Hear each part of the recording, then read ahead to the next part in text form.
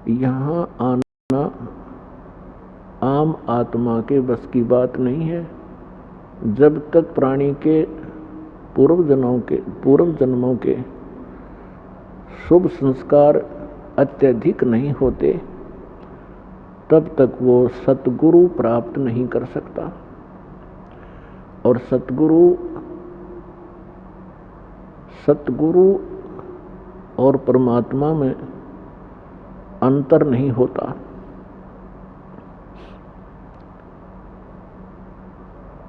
प्रमाण दिया है कि लखबर सूरा जो जही, लखबर सावत दे, लखबर यति जहान में, तब सतगुरु शरणागति। आप सभी पुण्यात्माएं युगों युगों से परमात्मा पाने का भरसक प्रयत्न कर रहे हैं। आपने बहुत साधनाएं की, कभी ना कभी आप परमेश्वर कबीर जी की शरण में भी अवश्य रहे हो, लेकिन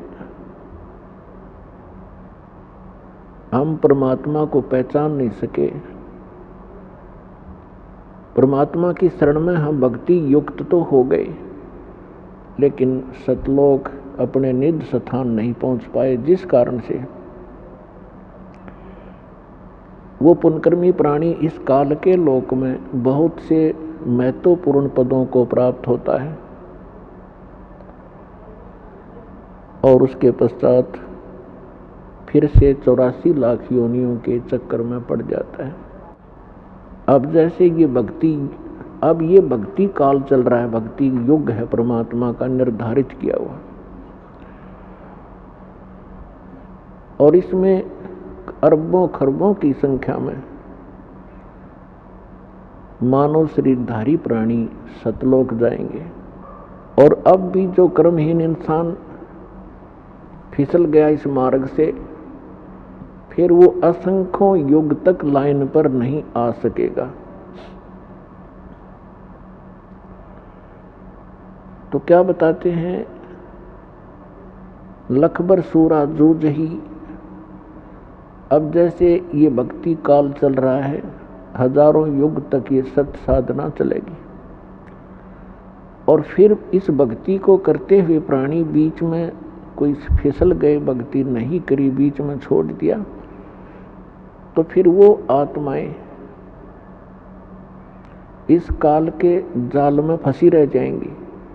और इसने यहाँ अपना एक धंधा चला रखा है, रेस्टोरेंट बना रखे हैं ऊपर के लोकों में।